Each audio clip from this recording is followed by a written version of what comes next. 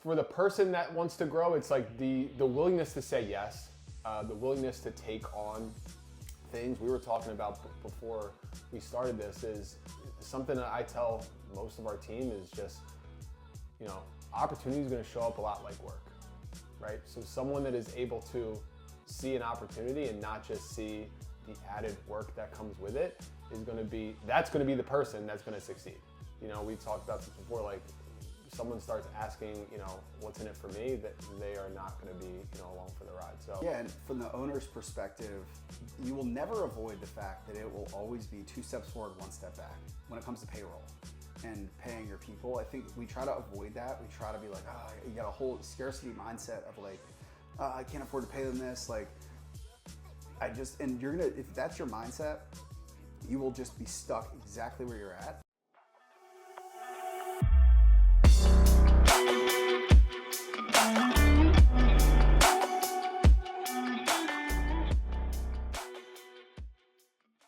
All right, we are live at Little Gym Big Heart. I'm with a very, very special guest, the man, the myth, the legend, Mr. Jeff Schumacher, the COO, co-creator of Engage Personal Training, the integrator with all these terms you'll learn about probably in this episode.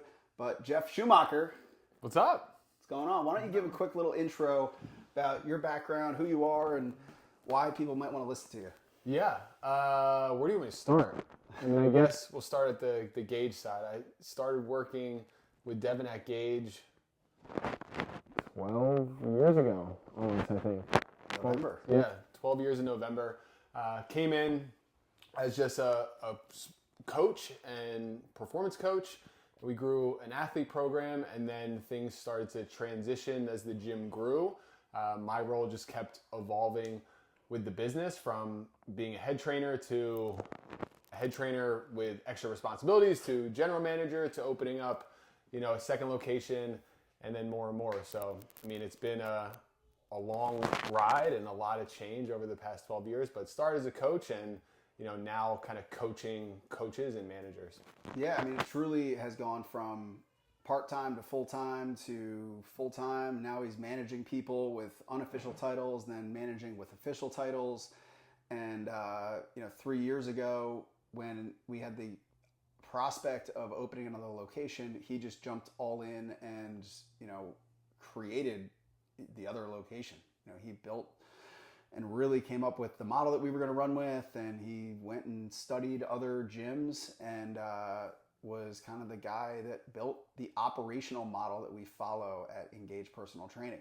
So we could joke like, Jeff, you don't have a huge reputation on the big, sure, social media world, but he's like the guy that all the other heavy hitters go to and talk to about leadership and management and building teams. So he's like the puppeteer behind some of the really successful gyms that you see, including ours, out, standing on stage and doing that, which, he'll, when the day he decides to do that, he'll be up there too. But, at this point, he's just doing really good work for us.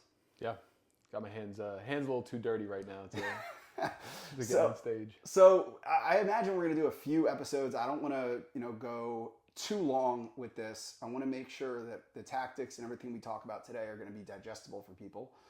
But one of the things that I think would be really cool to talk about is a lot of people ask you, like, how do you staff and like, how do you do your job? Mm-hmm. Because you have been the GM at Gage Strength Training, which does, 1.3 million in annual revenue.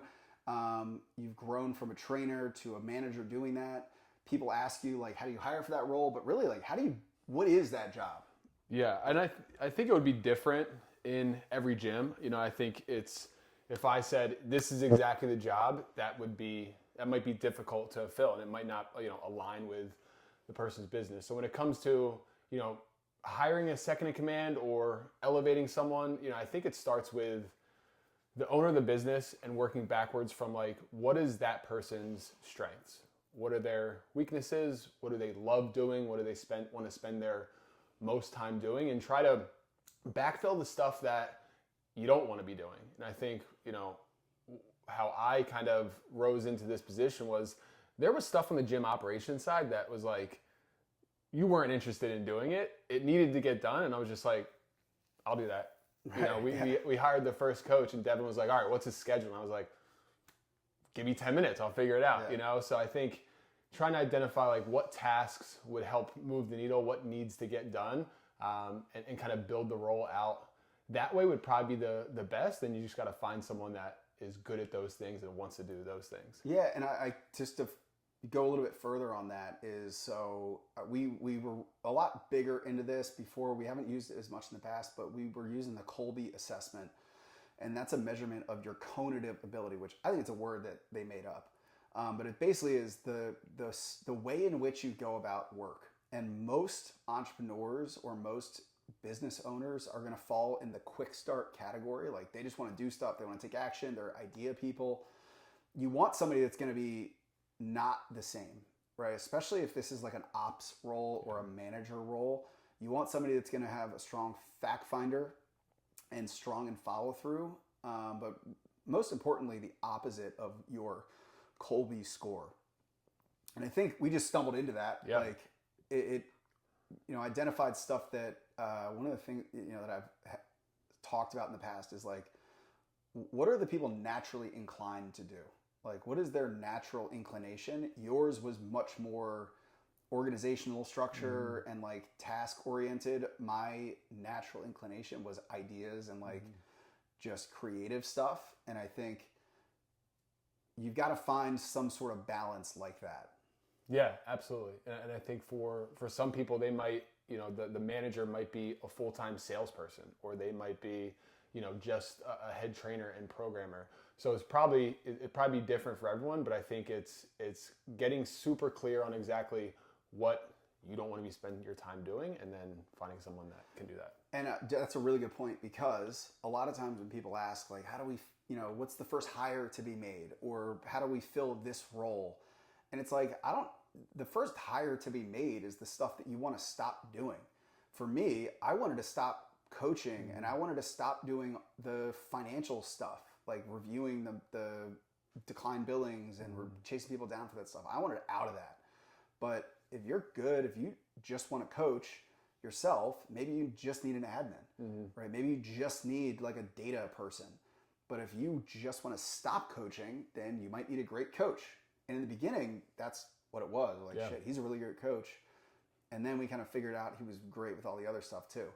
So that's a good point. Like, the person you need is fully individual to what you want to stop doing and what would pair well with your work unique ability. One of the things that I know a lot of people ask you about is, especially working with us, like, how do you grow? Like, what is the path to growth? If you started as a coach, if a coach was listening, what is the path to growth in a gym like this? Yeah. I think the path to growth is trying to develop skills in as many different areas as possible, because there is a ceiling on being a really good coach. There is a ceiling on being, whether a really good client success person or nutrition person. Like, there's going to be a hard ceiling on most of those positions. You can't just keep coaching and coaching and coaching if you want to grow, whether that's earning more or having more freedom. Define what you think growth and success looks like for you, and then get really good in all of the buckets of growing a business. So, you say this, but know enough to be dangerous. Like, I think just from exposure, whether that's, at events or continuing education, reading, taking courses, whatever, I was able to know enough to be dangerous on sales, marketing, operations, management, leadership, coaching, financials. Like, I was able to have skills in a little bit of everything, which allowed me to grow because I could have insight and I could take action in literally every aspect of the business. So that would be it, is like, expose yourself to as many different things as possible and not try to just pigeonhole yourself in training, which is what most people like to do. Yeah. And a good part of that is like, these are not linear skills, right? Like management is not a natural progression at all from being a good coach. So a lot of people think like, oh, I've been here for 5 years. Year 6 is when I go to become a manager. But really, it's like that's like now you're day 1 of a completely different job. Yeah. Like you want to think of it like every role that you take on is not like I've been here for years. I know kind of what I should be doing. You should treat it like this is day 1 of a brand new thing. Immerse yourself in that role, and that's really the only way to grow. And I think a bottleneck that a lot of people have. Yeah, it's like, I think we talk about this with people when they ask like, how do I find someone or who do I put in that position? It might not be your best coach, but logically it just makes sense to keep elevating the best coach, because who else am I going to elevate to grow? It's got to be that person. They might be a really shitty manager or really bad at like execution and organization. It's like, you are a accountant and then you get elevated to run a team of accountants, and that's a completely different job. Like now you're managing and you're not in the weeds doing the thing that you're actually good at. Yeah, to go in on that point a little bit, there's the old saying, the best salesman doesn't make the best sales manager. In fact, what makes a person the best salesman or the best coach, it's a very similar personality, is what makes somebody a really bad manager. Because the great coach is usually, it's all about me. I want to have the answers. I want to be the hero of my session. I want to be the superstar. That usually makes a terrible manager, because that leads to somebody who wants to have all the answers, that doesn't let anybody else have a say. And when you look at good leaders, like that's the opposite of good leadership. And the other thing, and we talk about this a lot, is it's almost like they call it the halo effect. Is you see somebody that's really good at one thing, and there's a cognitive bias assuming that they're good at all things, and that's just not the case. And the worst part about that is once you take your best trainer off the training floor and put them into a new role that they're probably going to be bad at, now you've lost your best trainer. Mm-hmm. And we've made that mistake a lot of times. Mm-hmm. And then what happens is your best trainer gets used to coaching less, and then they don't want to go back to that, even though they're underperforming. And then unfortunately, sometimes it leads to like people losing their jobs. Mm-hmm. And that is a huge mistake that we would love for you to avoid. Yeah. Because we've made that mistake a few times. Yeah, too many. Yeah. Is there anything on that is worth mentioning? No, I mean, listen, you got to give the person the tools. I think you also have to give them the runway to figure it out. I think the benefit for us is we had a really long runway where there was no title. So there didn't seem to be, as much weight to it. So any performance was good performance, right. Until it was like, okay, now you're officially the general manager. So the advice that I give, to people when they ask me is like, just start letting this person do things, whether that's sit in on different meetings or take different tasks. I'll be honest with you, they need to be someone that would inherently take these things on without being like, okay, so now I sit in this meeting or I'm going to this event, like how much do I get paid for that?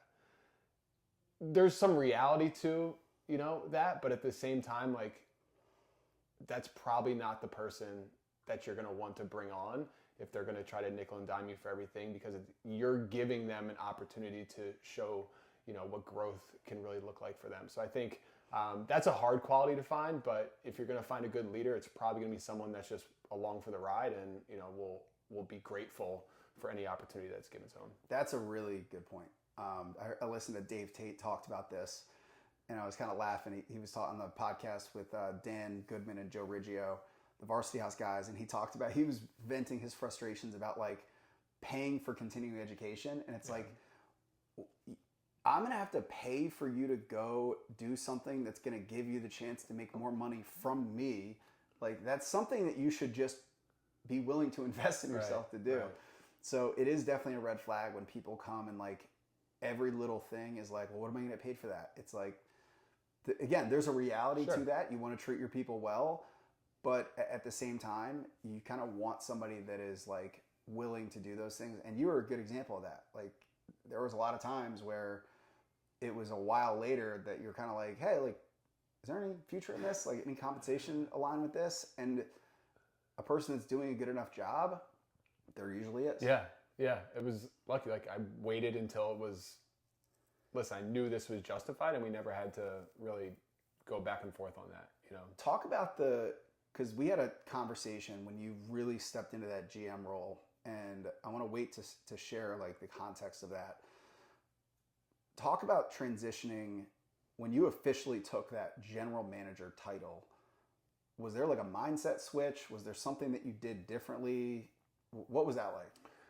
Yeah, I think the only mindset shift, you know, I think that was helpful when we put a title with it was more to like the other staff and the members to have, you know, like we said before, a little bit more weight behind what I was doing versus being just a coach that must be in charge, right? Because they seem to act like they're in charge. So I think having the title and that status shared, that allowed me to fully step in. You know, I think when it was something that was not made clear, I couldn't fully get myself into that position. So that shift, I think, just helped. Whether that is like imposter syndrome or whatever, but it helped me kind of feel like, okay, this is officially my role. Like, nothing's going to change with what I'm doing, right? But my confidence behind it, the way I lead and manage my staff, is probably going to come across as more confident. Yeah, and it's a good point because we've also made that mistake in other roles where we've kind of elevated somebody, but we didn't make a big deal about it. We didn't put a really formal title. There was no showmanship or kind of, what's the word? What's the phrase you like? Pomp and circumstance. Pomp and circumstance around. Like, we're like, all right, you're going to be the head trainer now. And it's like, yeah, titles are really, really important to people. Yeah. And I've overlooked that many times and just been like, I've never cared for titles myself, but it's an important point to note. It's like, these things are a big deal to people. So not be afraid to have some pomp and circumstance. Maybe there's a little badge you give them or something, another parking spot that you allot to them. And here's another thing, and this might be relevant to the owners, but I hope the employees listening that may want to rise to like a more of a management leadership position was we had a conversation when it came to it, and I was like, I can't afford to pay you more. You know, this is a new role. I cannot, the gym, you know the numbers. Mm-hmm. That was another thing. We've been an open book on all this. He was the money guy. I was like, you know the numbers. The money is not there to pay you more based on the margins that we need to keep. I'm going to pay you more. And I think it was like a, 3-month runway. And I was like, this is what we need to hit in order to keep paying you this amount. Mm-hmm. Right? This was like 7 or 8 years ago, probably. Mm-hmm. Yeah. And I was like, if you can grow to here, that means I know that you're successful in this job and you'll be able to keep this pay. And then I think we even structured like another tier for a bonus structure. But do you remember that conversation? Yeah. So leaving that, was that like another element to like give you some structure? Yeah, structure and making it clear, you know, because people get stuck in the whirlwind of just coaching and providing a service and lose sight of like how things are going and how we can keep driving forward. So having that carrot, you know, I'm competitive by nature. So I think that allowed me to take myself out of the day-to-day a little bit and just make sure that everything we're doing is moving the business or the program, whatever it was at that time, forward. The other thing is knowing that like I can see and feel the impact that I make in the business, right? We can have a conversation about like, here's exactly where we need to be. I'm putting the confidence in you to get there. So when you hit it, you know, again, it motivates you, and that's something that keeps you going. And it's been little things like that, you know, I think have kept me trying to push the limit in every position and in every gym that we've had. Yeah, and from the owner's perspective, you will never avoid the fact that it will always be 2 steps forward, 1 step back when it comes to payroll and paying your people. I think we try to avoid that. We try to be like, you got a whole scarcity mindset of like, I can't afford to pay them this. Like, and you're going to, if that's your mindset, you will just be stuck exactly where you're at, because while paying somebody more does not guarantee better performance at all, setting a higher expectation and rewarding people for hitting it is going to guarantee better performance. So, I always keep running into that where I'm like, oh, like, I can't pay this person more, but it's like, do we need to raise the payroll standard? Maybe it's with a new person or a higher level of skill to reach this next level that's, going to put us 2 steps forward. It definitely worked. Yeah. So do you remember what our revenue was when you stepped into that GM position? Man, I have no idea. The GM position, I don't know. Do you know? Like probably like 50 to 60. Yeah. 50 to 60 a month. Yeah. And this month we're on track. Yeah, we'll do over 120 this month. Yeah. It's pretty fucking good. So again, it all started with a conversation where it's like, I can't afford to pay you this. I'm going to pay you this for this runway. And if you hit these goals, I'll know that you are performing at your job, and worthy is not the right word, but like you're worth your weight in salt, So what are the skills that, because you have the ability to take on more tasks than like anybody that I know. Like we'll have meetings and there'll just be a little list of shit that's got to get done that week, and it all gets done. What are the skills that a person in your position just needs to have? Yeah. Organization for sure. Like keeping organization and discipline, right? In a business, at least in ours and most entrepreneurial businesses, like shit's going to happen and shit's going to pop up all the time. A coach is gonna call out, or something in the gym is gonna break, or there's gonna be a member issue. You gotta be disciplined enough to be able to keep doing what has to get done through the week, and be steady enough to handle those things and not get too high or too low. So I think it's, the discipline, the organization, and my steadiness, at least for myself, superpowers to be able to hold a position, at least at Gage and at least in our relationship, where it's like, I can be a steady hand that can take an idea and get it across the finish line pretty seamlessly. So, in most entrepreneurial businesses, you're going to want to look for someone that is organized, is disciplined, and then can be like that steady hand throughout. Managing a team and a business takes a lot. And it's, we talked about this the other day, like the emotion behind it. You want the person running things to have a pretty even hand when it comes to how they're reacting to things. Yeah. The phrase that I like is just unshakable. Yeah. And somebody that, again, we've had times where you've delegated a lot of things, and without those skills, it can be really, really hard. Again, just to emphasize, it is not the job just for your best coach. Mm-mm. That skill of being a great coach will not give you the skill of running a high performance business and facility. And, all right, so what else? So somebody that's organized and disciplined. Yeah. I mean, for the person that wants to grow, it's like the willingness to say yes, the willingness to take on things. We were talking about before we started this is something that I tell most of our team is just, opportunity is going to show up a lot like work, right? So someone that is able to see an opportunity and not just see the added work that comes with it that's going to be the person that's going to succeed. We talked about this before, like someone starts asking, what's in it for me, that they are not going to be, along for the ride. So someone that's hungry, that will say yes to most things, and understand like it's going to take a while before you can start delegating things or before you can say no, because we don't have the benefit of having monster teams and a department that's full of all these people. It's like, it's going to be 2 or 3 people. Someone is going to lead the team. There's likely going to be like that guy or girl that when they were in school and there was like a group, they just did the fucking project. Like I was I just do the group project guy because it was easier for me to just take reins and do it. And I think that person is the one that's going to succeed in a business. They're just going to take it and fucking do it. I think that's the most important skill. And Jeff went through this program, but there was a really good book called Multi-Unit Leadership.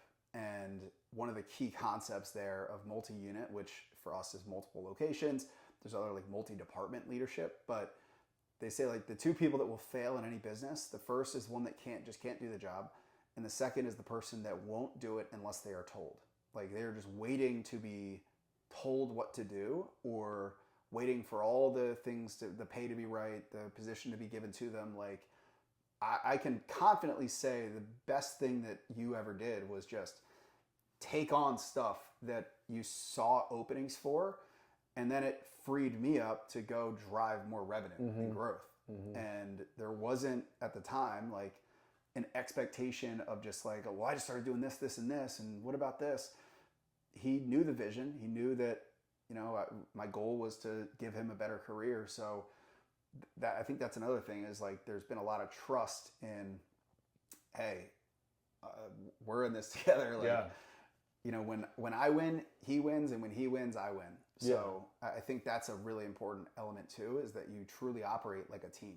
Yeah, I mean, we had I don't know how many, we still have them, but how many conversations about like, all right, we're gonna run this marketing play. The goal is like we're gonna get 50 people in the gym. I was like, dude, there's no shot that we can fit 50 people. And he's like, okay, well, figure it out, because they're coming. And I'm like, all right, cool. Open more sessions, move this around. Like we had to have enough of those conversations, I think, before it was like, I'm not even gonna say we can't, because the plan isn't changing. So I might as well just start figuring out now as soon as I hear it. Yeah, and again, probably a great skill set to have in a person like this is just the sales and marketing. The job is to like overwhelm ops, and they will trust that they will figure it out. The story that I always like to tell is leading up to COVID. So before COVID, we had like 250 members. We had a small group model, but we weren't like all in on the small group thing. And I was like, come back from a meeting or a mastermind that I was at, and I was like, hey, I want 300. And he was like, we can't do it. I was like, we're going to do it. And I was like, I need you to figure out how we're going to do it. And he did.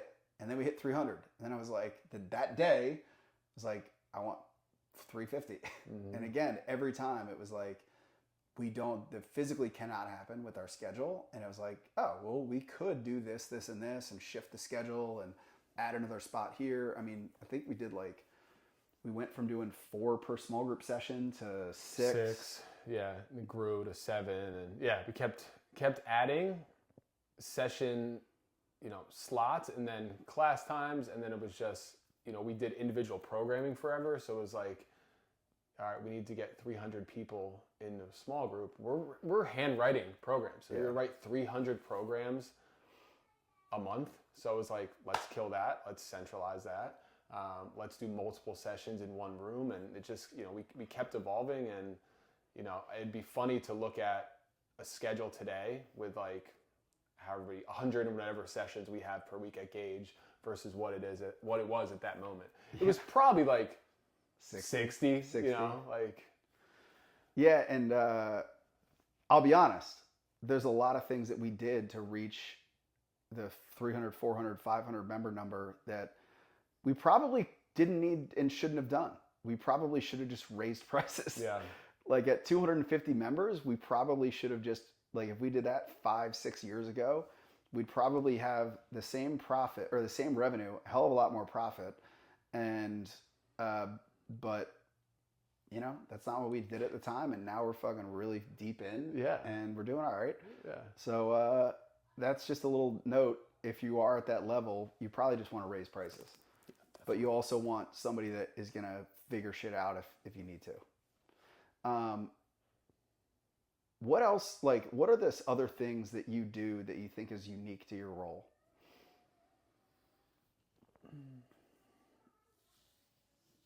Yeah. You know,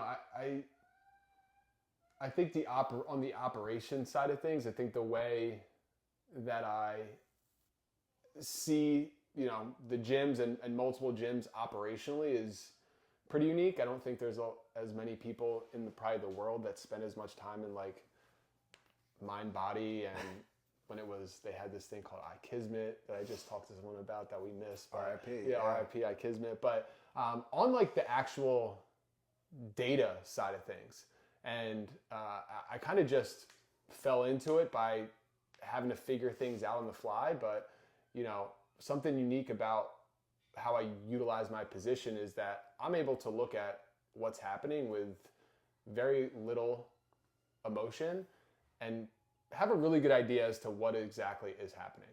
We can use that as a skill in multi-locations where you can't be in every gym. I can pull enough reports to get a really good idea on like what the membership satisfaction is, how well the coaches are doing their program, how tightened up our systems are. So not to say that is necessary for anyone that's in this role, but someone should be looking at that stuff, and someone should be able to understand, what your systems are giving you. So I think that's like the main thing that sticks out. And then, someone that wants to keep growing as a leader and manager. They're going to be someone that should be holding people accountable and teaching people how to grow and delegating and giving the opportunity to other staff members to grow. So you're going to want to look for someone, that also wants to be the guy that is coaching coaches. What do you think? You mentioned kind of your most natural skill set. What do you think the hardest part about stepping into a GM ops role like this has been? Your priorities change, and what got you into this profession might not be the thing that keeps you in it. When I started training, I wanted to coach and I wanted to learn everything around writing programs, and I was an absolute nerd on all aspects of training. And at a certain point, whether that was just through getting off the floor as much, but like I wasn't as interested in that.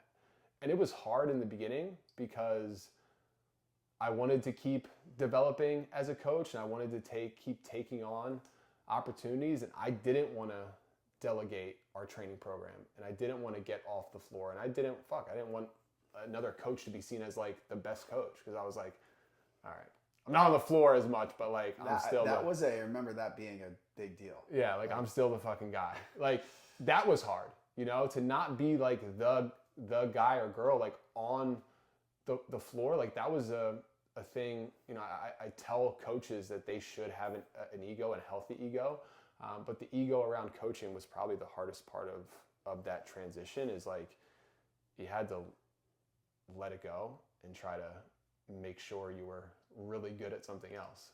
But there's still part of me that, I still try to keep tabs on what's going on in the training industry, so I can speak like I know what I'm talking about to coaches. But I think, in the moment that was definitely hard. Yeah, and I think it's a good point, because you need somebody that's willing to give that up fully, but at one point they have to have been like very into it. Like I'm reading Alan Aragon's flexible dieting book right now. Like there's still stuff that draws me in, and I'm so far removed from it. Yeah. Like there's stuff that draws you in, but you need somebody that is willing to admit and acknowledge that at a certain point, the training product is the least important thing it's the most important, but it's the least important. Yeah. When it comes to your role. Sure. Absolutely. In most gyms, they have to still be close to it. So, you're always one staff member away from being like pulled right back in. There were a lot of times where it was like, I get too comfortable not being on the floor. And then it's like, oh, you're back to 25 sessions a week or whatever. Like they probably still need to have that, until the business is resilient enough to, adapt when one or two staff member is unavailable. Yeah. What are the things that you find yourself doing to drive revenue growth from your position? Yeah, from my position now, it's really calling the shots when it comes to what we're doing on a sales and marketing side, speaking for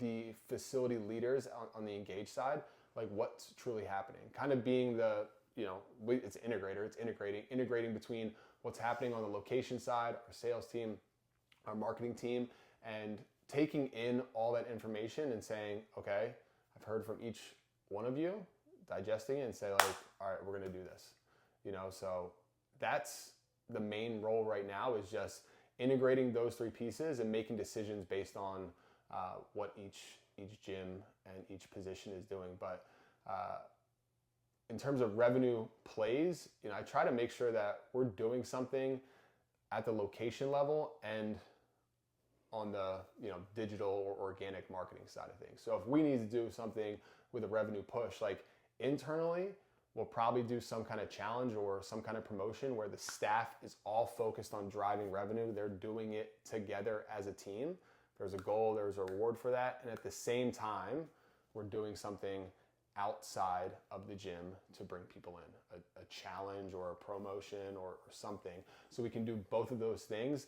The staff inside the gym is working on it, and then sales and marketing is also working on revenue generating at the same time. So let's get specific with that, because there were a few months back that we were going into a month and we were not on track to hit our projected revenue goals. I think we were like $45,000 to $50,000 off. Yeah.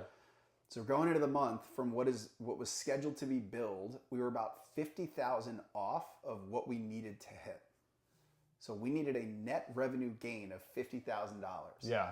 And I just remember we have what's called a same page meeting, where it's just a one-on-one meeting where we talk about some of the bigger picture stuff. And we're like, what the fuck are we gonna do? Yeah. What did you do to get $50,000 in additional revenue? I mean, this was across, I think, 6 locations at the time. 6. Yeah. What did you do? Yeah. I mean, we called some plays on paid in fulls. We were going into the summer, so we know, here there's going to be some people that leave for the summer. So we knew, like, here's where we're at. It's only going to go down. So running some things that we wouldn't normally do. So again, getting creative, where we're usually going to focus on monthly recurring revenue, but at some points, it's like we just got to go big or go home, right? So it was, who's leaving for the summer? How can we get them to retain on something, right? So we were going away from those seasonal session packs, and we made an effort to push everyone that was leaving for the summer to purchase that. We did, So that's like a 10 pack for $400 or something like that. Yeah, exactly. And again, the reason we do that and the reason it actually sells so well is because while purchasing that, they're saving their time slot for their small group training. So at Engage, we reserve people out in their days and times. So if someone leaves for more than 30 days, we can't guarantee that slot's going to be available. But if they pay for a membership, a reduced membership over that time, we'll hold their spot. We'll guarantee it. So the people that left for the summer, we're able to hold their spot. Whether they come in 10 times or not, like, you'd be surprised how many people will just be like, I'm not giving up that schedule. Like, I will pay you whatever you need to keep it. So we did that. We ran paid in fulls. So it was a good time to do that across most gyms, because we don't really do that. Maybe we do it for Black Friday.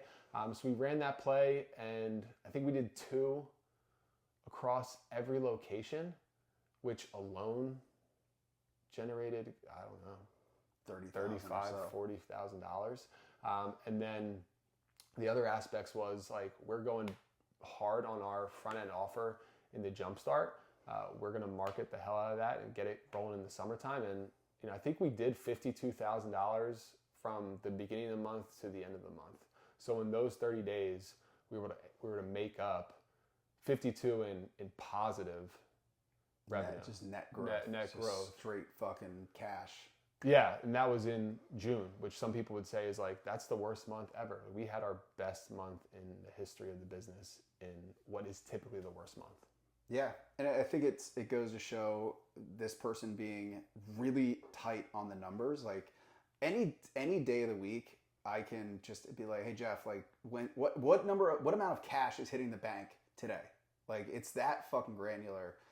One of the things that I think we've trained all of our team on, I think we're probably better than, I would say, anybody in the industry, is you could ask any of our employees what their member number is today, how many leads they've gotten, how many trials they've set for the week, how many closes they've got. They have those numbers every single day. And I think it's a big part of what's made them successful. But Jeff's the prime example. Like, I could ask Jeff, like, what are we projected to do in this location? How much cash is going to hit tomorrow, today, whatever?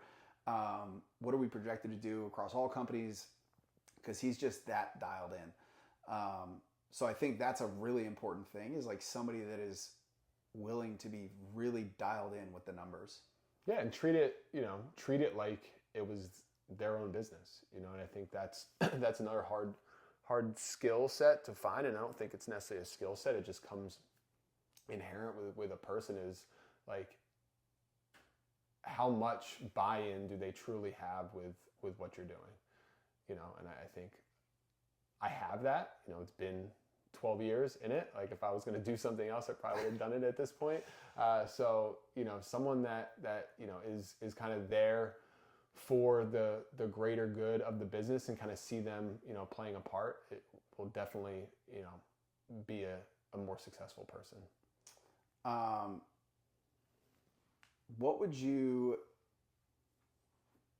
tell an employee that wanted to elevate to a role like this? I would tell them, I would probably give them a couple books to read first. Well, I was going to ask next, Yeah. what books or trainings have been the most impactful for you? Yeah, I would give them a couple books first, and we can get into that after. But what I would tell them is, I would ask them, like, what do you want? That's it. And again, if I'm having that conversation with someone, I think if I know them a little bit, hopefully I get like the real answer out of them. And most people in the fitness industry, what they want is to just get off the floor. At a certain point, it gets hard. Life changes. Like, maybe they want more freedom, or maybe they don't want to be tied to the 5:30 a.m. session. So I would tell them, ask them what they want. And then what I would tell them is, like, you better start educating yourselves on all things that are fitness business. Like, read the E-Myth and see where you are. Like, that was a book that still resonates, and some people, love it, and some people hate it. I think you're on the hate it side. No, I'm not. No? I know some people that are, though. Okay.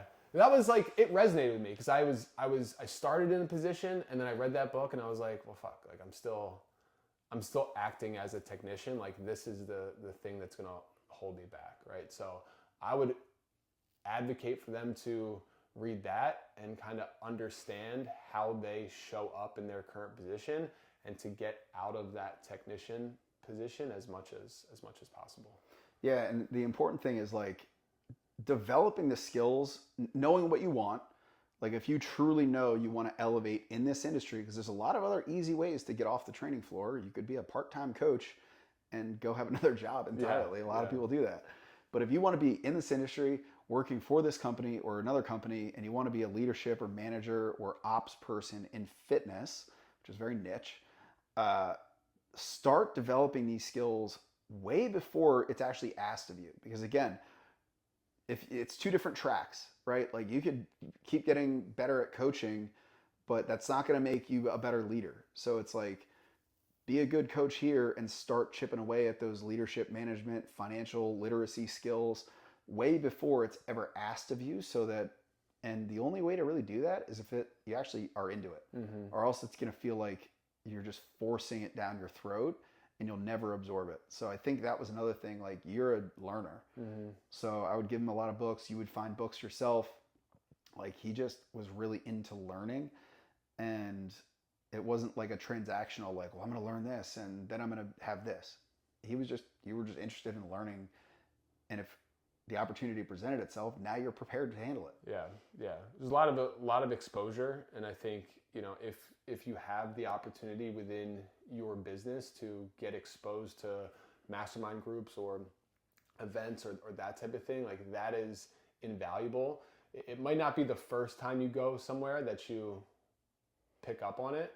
But I'd been going to mastermind events with Devin for the last, it'll be 12 years. And it's like, you hear things enough, they're going to start to stick. and just being in that situation opened me up to other experts and other books and resources that I would have never found on my own. Yeah, and if your boss is not willing to invest in you, have them call me and I will tell them the mistakes that they're making. But aside from the E-Myth, what are the best, like if somebody did want to start moving in that direction, they wanted to start investing in their education, where would you have them start? Like what would be really important things for them to invest in? Yeah, I'm going to look at your library over here. Man, there's the couple books that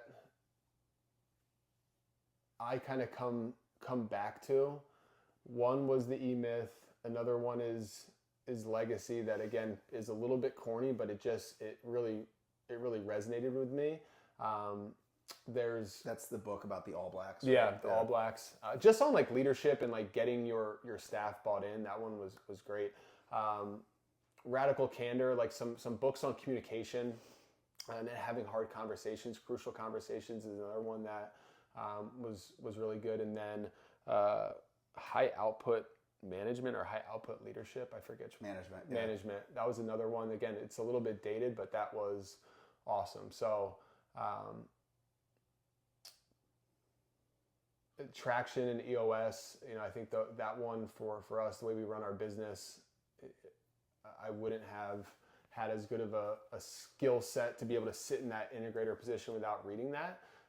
So those are like the big ones for sure. And then at this point now, podcasts, like there's enough leadership and fitness business podcasts like this that talk about things outside the training floor that are those like micro exposure to the business world. Yeah, a couple things. First, he mentioned a couple books that if you read them and you don't like it or you really struggle to get through those books, it's probably a good sign that you shouldn't be a manager. Mm-hmm. Like the high output management is like kind of a boring read. Radical Candor is like if you struggle to get through that, and these are things that treat this like a personal litmus test, or if you're the owner, give these books out, and if the person doesn't read them, doesn't have interest, thinks that they already know enough about it, that's a major red flag. And again, I'm not using this as like a way to punish somebody, but it's just reality. Like you are going into a new role entirely, right? It's like getting a brand new job and like saying that you don't need to be onboarded, mm-hmm. or you don't need to know anything about the job, and you're just going to be good at it because you know about the company, right? So I kind of laugh, like whenever people like really talk about books or recommend books that are like really popular, I always have a resistance to doing it. I don't know why, but if somebody recommends these books to you and you have an interest in it, like go read them. There's a reason that they're being recommended. If you Google like books to read for a new manager, you should really definitely read those. And do not get weird because it's not in the fitness industry. Yeah. I think some of the best stuff that I've done is outside of the fitness industry. And some of the best podcasts and courses and trainings have been outside the fitness industry. The depth and level of education in management as a career is way better than management in fitness businesses ever has or will be. Yeah. There's not many books called, how to be a small group gym manager or something like that. There's no resource for that. So outside of books, the other thing I would say is go try to find people that are doing that position and talk to them, because there's 1,000 masterminds for gym owners and there's 1,000 certifications for coaches. There is not anything going on for people leading gyms or managing gyms or like operations. There's not an operations mastermind. That would be fucking boring. It would be really boring. But like that doesn't exist. So you have to go out and find it and find who is doing this position or who is doing it well, or, what business has this seat, and figure out what they're doing and how they're performing. Because, when I started, it was just like, let me just try to figure it out on the fly. And I had some good conversations with people in our mastermind that had people that were figuring it out at the same time. And I was able to,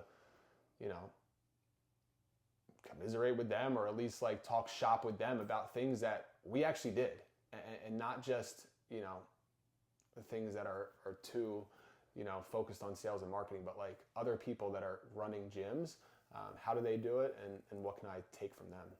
So I want to go through, you know, I'm going to give you a chance to give final thoughts and a wrap up. But before we do that, I try to give like specific tactics on every episode. What is your day-to-day workflow? Because you've got it very dialed in. Like, what do you do to start your day? How do you prioritize going into a day? Are there like certain touch points or daily scorecard things that you do? Is there a planning that you do? What does your day-to-day workflow look like? Is it like Monday I do this, Tuesday I do this? Yeah. Every day I start with the same like startup routine. So I'm sure you've talked about yours on this podcast, but if I don't do it the day before, then I need to do it that day. And it's just going through and listing like, what are the 3 things that need to get done today? So before I leave, if nothing else happens today, these 3 things happen. So that's number 1. Is there a reason it's 3? Some days it's not. Some days it's 1. But it's not more than 3. No. If it's more than 3, it's a to-do list. Right. And I can write a to-do list as well. So I'll make sure there's time for to-dos, but if it's more than 3, I'm just listing out shit. So it's getting those 3 things done. I also, every morning... So I just want to make sure Yeah. that I want to get really drilled in here. Okay. You go in, how do you select the 3? Because there's obviously you have a shit ton of stuff to do. Mm-hmm. You go into a day, how do you choose your 3? And like what's an example of what that might look like? Yeah. So it's going to be different most days, but a similar theme. So let's just pick Tuesday as an example, because Tuesday is like a critical day. So we do our level 10s on Monday for Gauge and Engage. On Tuesday, my 2-3 things are going to be, you know, the most important things that came from our level 10. So what has to be in action right away? Most times we'll start those things on Monday, but on Tuesday, like we're already, you know, 20% done the week. I need to ensure that everything is on track for the rest of the week. So Tuesday is what came out of Monday's meetings. How do we get to Friday? And everything that we planned and mapped out has come to fruition. Because if it's not happening, you know, Monday into Tuesday, then I'd be hard pressed to think it gets done. Well, and I think you also probably have an idea of what needs to be done by Friday. And then you're like, all right, based on my Friday vision of what I need done, we're 20% in. Mm-hmm. I need to be 20% done of these projects. Yep. Yeah. Yep. So that's an example of Tuesday. After, you know, I map out the big picture things, I'm going to go in and look, you know, at the revenue numbers. So you had joked about like, you know, what's happening. I want to know, right? So I won't get the real numbers from MindBody until that day, right? So it's all make-believe until I go into the payment portal and it says this is hitting on this day, right? So I need to update, you know, our projections for the rest of the month on a daily basis. So I'll do that. And then, you know, typically it's trying to get as close to my Slack being empty as possible for the day, and then I can start moving. So that's all first thing in the morning. Yeah. So he does a workout, usually work out, you probably eat some fucking oatmeal and measure 3 peanuts or something. You set your commitment for those 3 things, you review the numbers. Yeah. You clean out your inbox, so inbox 0, Slack inbox, and then you start your day. Yeah. Yep, that's going to be it. Most days are going to have a theme. So like Monday's heavy on the meetings. You know, we have 3 hours of meetings on Monday. Tuesday's going to be more open. So Tuesday's like typically my rock day or like my project day. Those are going to be things that aren't to-dos. Like that's the big picture, whether it's a rock for the quarter or it's a project that needs to get done for that week. It's going to happen on Tuesday. Wednesday, same startup routine. Wednesday is typically going to be a Gauge day, right? So we have our Gauge staff meeting on Wednesdays. We meet on Wednesdays, so same page meeting. So I'm going to be at Gage most of the day. I make sure that what I'm working on aligns with what's happening at Gage strength training, and then that's going to be like a to-do day, because that's mostly meetings and like data from like where we are midweek, what needs to be happening to keep us on track. So that'll be my morning. The afternoon's just to-dos. Thursday is going to be another like project day and like accountability day. So that's like our red flag review day. We're meeting Thursday morning to get the numbers from Monday, Tuesday, and Wednesday. Are we on track? Are we off track for the week? So every category, where are we with leads on the marketing side of things? Are we on track or off track? Have we had at least half of what we need to happen this week? If so, great. If not, then we put something into action.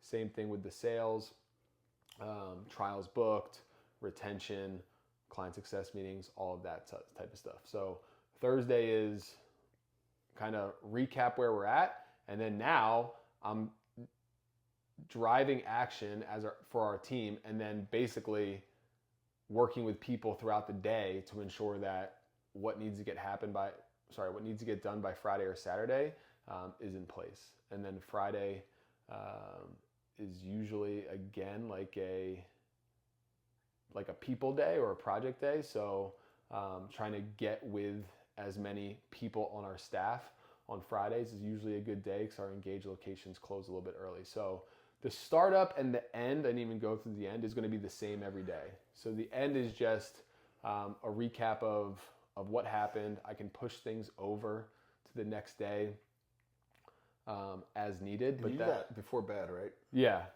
But that 15 minutes before the day starts, and that last 10 minutes before the day ends, I would say that 25 minutes is the most important 25 minutes. Because if I don't do it, you're fucked. I'm just going blind.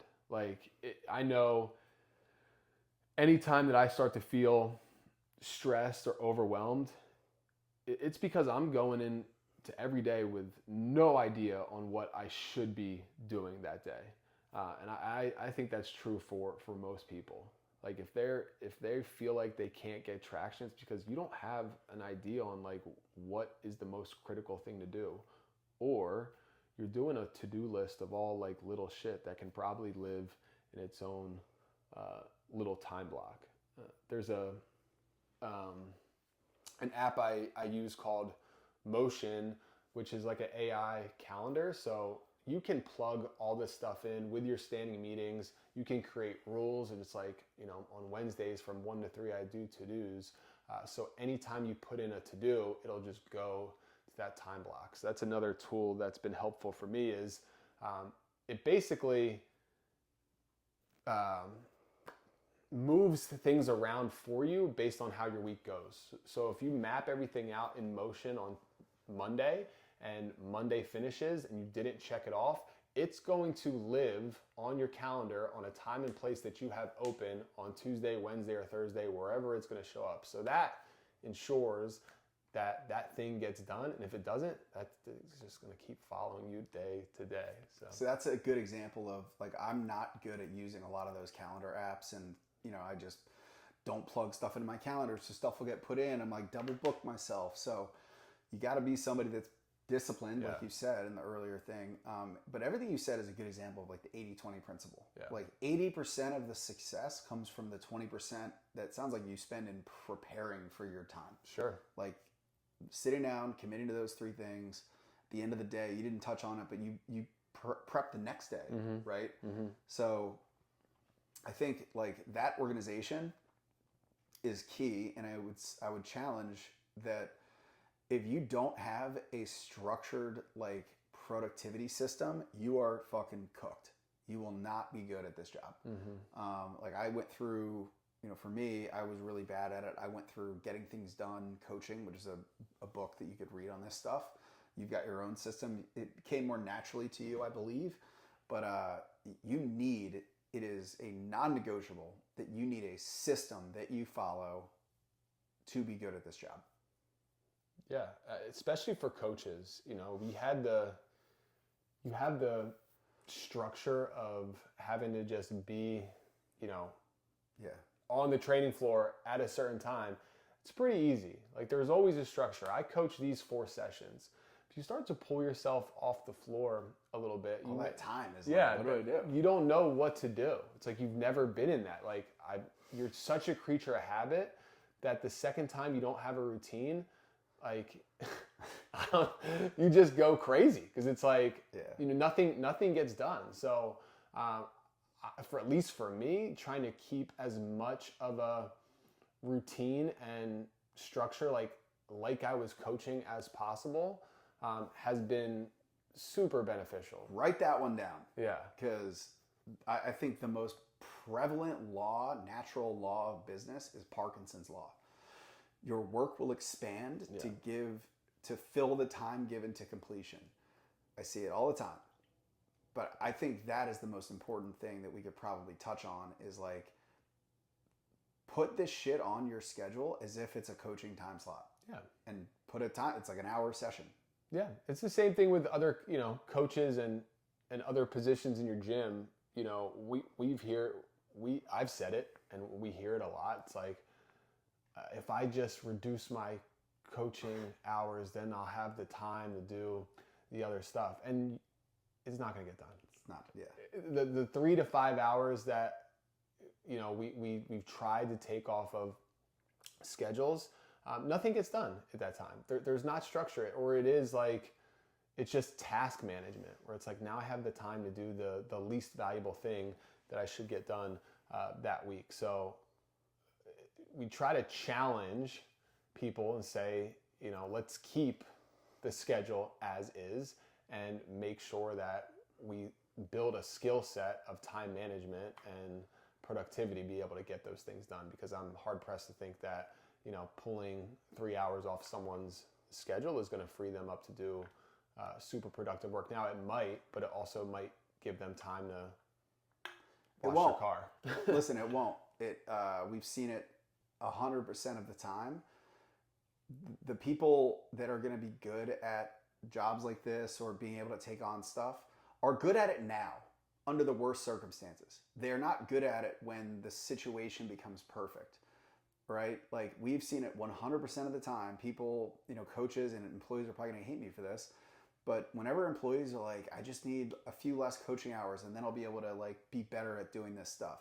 100% of the time, the same exact level of overwhelm and stress and burnout happens with way less coaching. We've seen it with physically taking hours off of the schedule and nothing else changing. We've seen it with, you know, reducing other responsibilities. An employee that is overwhelmed and burned out will be overwhelmed and burnt out no matter what their coaching is. This is Parkinson's law. It's just a psychological management. It's an energy management. They have to have it now. And look, there's extremes. There's like 60-hour-a-week coaching sessions, but we're not talking about it. We're talking about the way normal, like 30-hour-a-week coaches, if they can't handle a few other things, it's not the hours. It is the lack of structure around their day. That's my vent. Yeah. Sorry for any employees that were hoping to reduce their coaching hours and just be able to do fun leadership stuff. Yeah. Or it's a skill set thing, right? Or you just don't have the skills to be able to use that time to the best of their ability. Yeah. So final thoughts. What do you want to tell the millions of listeners that we have here about the role that you have, whether it's, you know, hiring for it, whether it's just somebody that wants to be in a role like that? Yeah, I would say don't try to, I tell this to people when they ask me, don't try to find a version like of me from this podcast, because your business might need something completely different. You as a business owner or leader might need someone that has a completely different skill set as I do. So get clear with what you're hiring for. And then also get clear with what is the actual real potential for growth for this person. Because if you find someone that has a lot of the qualities that we've talked about, they're not going to like just do that job forever. Like they're going to want to continue to grow. So is there a roadmap for that? Like if there's not, I would get it dialed in before you hired for that position, because if you nail it or when you nail it, that person's going to want more. And you should think bigger. Yeah. Like, think that they're going to succeed and then you're going to need something. So it's a challenge to expand your vision. And I would challenge you and disagree with you that they shouldn't be looking for somebody like you because your role is different. In skills, yes. Sure. But in attitude, I think the most important thing is the attitude in which they go about whatever skills they're taking part in. And that is thinking like an owner, having a learning mindset, being willing to like work even though it's, you know, not a super structured like position right away. I think the attitude in which you took on things and your ability to manage yourself is something that people should look for. That's fair. So, all right. Yeah. Thank you, Jeff, for joining us. If anybody wants to hit you up and bug you with their ops questions and career advice, what would you tell them? I'd tell them, shoot me an email, jeff@gagestrengthtraining.com. I'd be happy to talk with you or your team. Yeah, Jeff does a lot of these, you know, calls and supports people. It charges a super high ticket, so just be ready to pull out your checkbook. And thanks for listening, and I'll see you next time. Later. Cool. Cool. Thought that was good. Yeah.